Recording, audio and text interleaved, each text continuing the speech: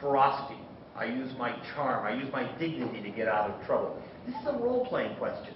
And rather than having a good versus evil type of morality where you're scanning, we have this three-point idea where if you act in a more ferocious fashion, you drift toward that pole. You act in a more charming fashion in conversations with NPCs. You go in that direction. And going in that direction unlocks options in conversations. So if you're having a typical conversation with a guard and you're very ferocious, you might find yourself having an option where you can use that ferocity to intimidate the guard or to start a fight. Or charming, they may give you information that you don't necessarily have. So this is another way of making your character's experience different from other players. We talked about the humans, for example. Each race has its own set of questions, and these questions set you on your initial story path. For the humans, we talk about how you were born, what level you were born at. Were you a person of the streets? Were you a commoner? Were you a gentry? Norn don't care about that. Norn care about what the virtues are. Are you strong? Do you have good instincts? Are you cunning? And based upon that, this will start your path and your initial story through the game. I choose go cunning, sure. This is another question that's story-based. In a recent celebratory moot, I got drunk and passed out. I lost a family heirloom. I got involved and I'm seeking revenge against an opponent. Again, these are Norn virtues. And while it seems like an odd question right at the start, this will affect your story later in the game. And your entire path is not determined here. Basically, this is a starting point. As you go through the game, you'll be given the chance to make further choices, and those choices will refine your own experiences in the game. The Norn do not have gods. The humans have gods. This question for humans asks about the gods. This question for the Norn talks about the spirits of the wild. These are the embodiments of the Norn virtues. Bear, raven, snow leopard, and wolf. And basically, this is which one you have a particular affinity for. So snow leopard, sure. Good. There's a summary of everything we've learned so far. Sign in. And the choices we have made will have an effect immediately. We're going to go into an opening cinematic, and what we chose is going to cause that cinematic to branch.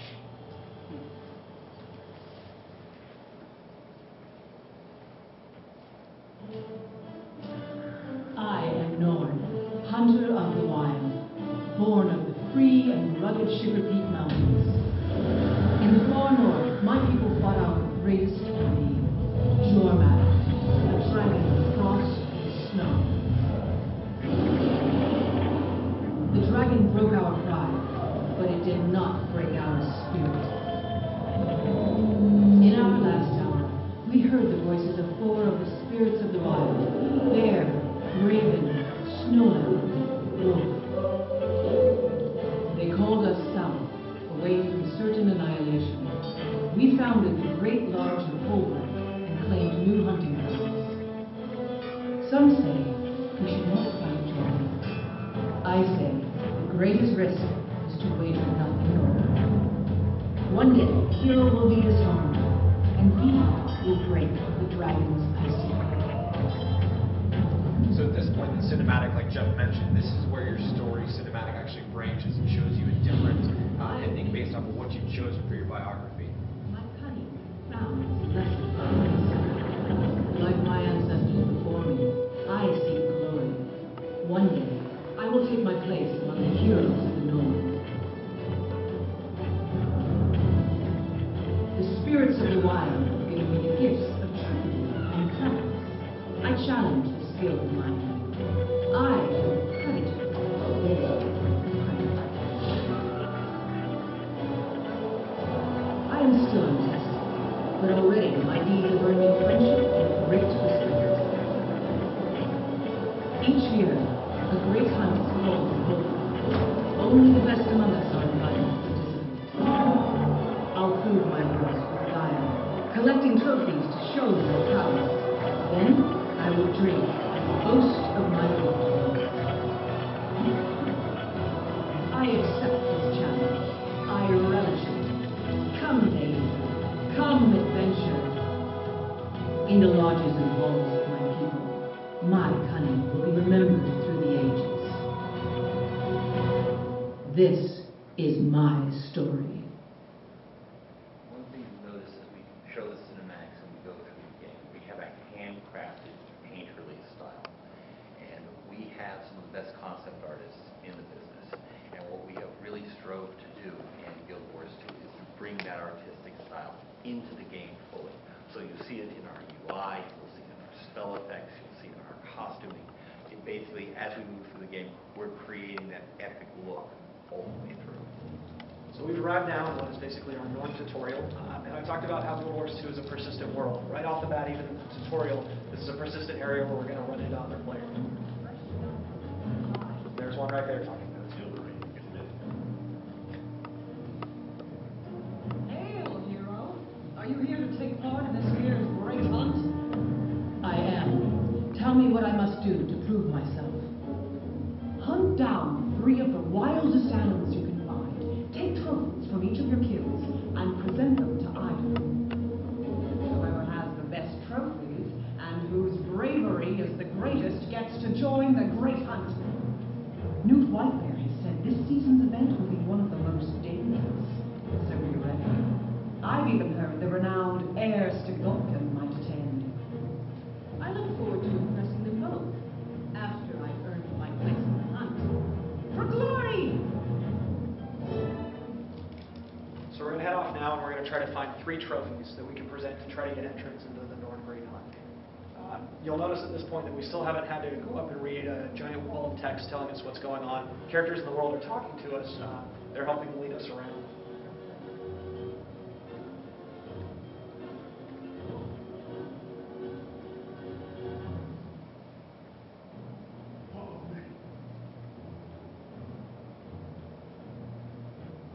So again, it's kind of the next step in this quest piece. You go up and interact with the hunter, opposed to him telling you that now we're going to go run off and, find something to, hunt down and get one of our first trophies. You follow him off, and you actually interact with him. And, you're about to create content in this persistent world for not only you, but also this other player character that's in the area to interact with.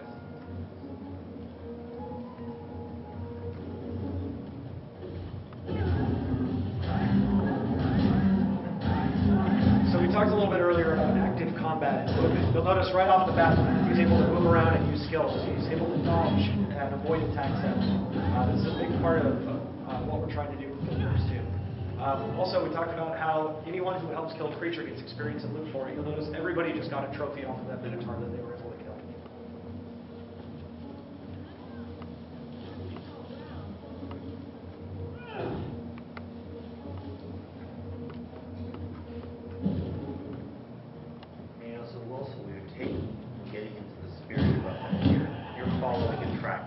Rustling bushes. You're not doing the same thing every time. This way being basically more of a story and less of a laundry list.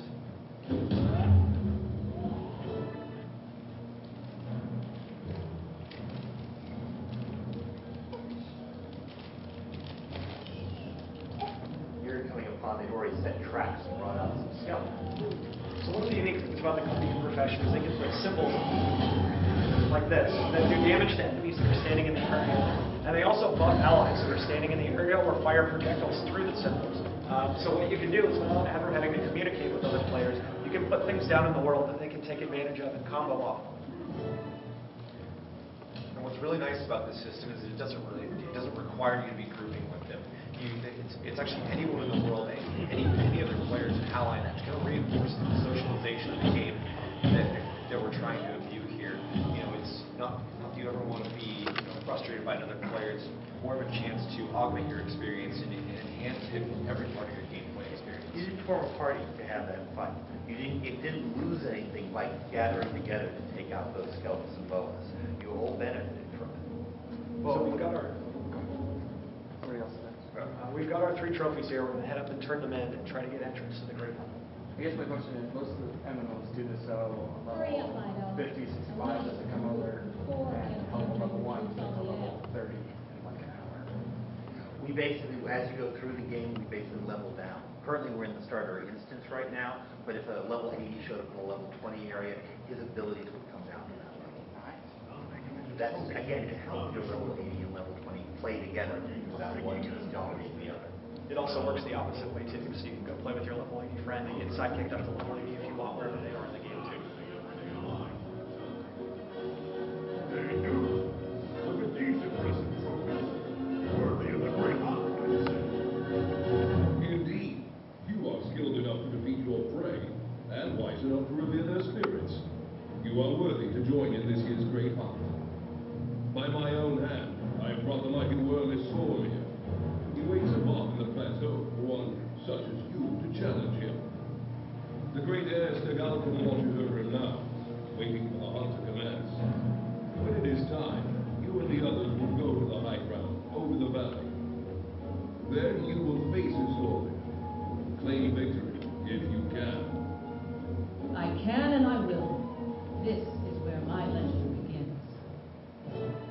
Could we have skipped that if we wanted to? Yes. Like on an all? Not only that, you can skip from the lower right-hand corner, and you can skip the particular lines as you go forward. So if I've read that, okay, I can move on. So yes. Either way, you can skip one line at a time or just jump through the whole thing. We have a number of tools we use for storytelling. Usually our cinematics carry enough weight that we want to make them worthwhile so that you will watch